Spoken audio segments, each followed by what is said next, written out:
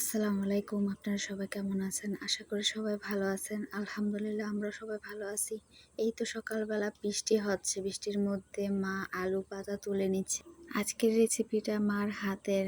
এই তো আমরা চলে আসলাম পুকুরে। এটা আমাদের ছোট একটা পুকুর। এখান থেকে মা শাকগুলো ধুয়ে নিচ্ছে ভালো করে। এই পুকুরটায় মাঝে মধ্যে আমরা গোসলও করি সবাই মিলে।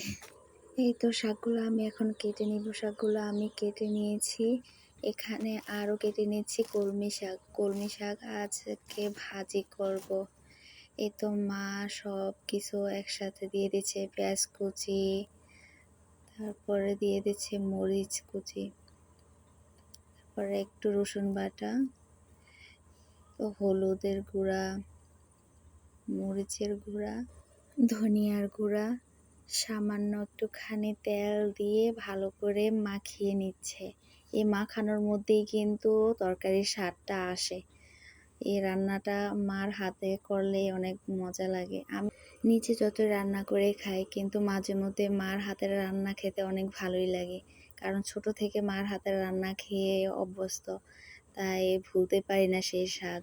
এই তো আমি এখন চুলায় চলে এসেছি, বসিয়ে দিলাম। এই তো একটু ভালো করে নেড়ে চেড়ে নিচ্ছি। বেশি নাড়া যাবে না, তাহলে মাছগুলো ভেঙে যাবে। তরকারিটা প্রায় হয়ে গেছে, এখন নামিয়ে নিব। এখানে নামিয়ে নিয়েছি, একটু বসিয়ে দিলাম। এখানে শাকগুলো ভাজি করে নিচ্ছি। পেঁয়াজটা বাদামি কালার হয়ে গেলে তারপর দিয়ে দেব।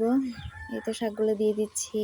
পরিমাণ মতো লবণ দিয়ে দেব, পরিমাণ মতো একটু হলুদ দিয়ে দিয়েছি।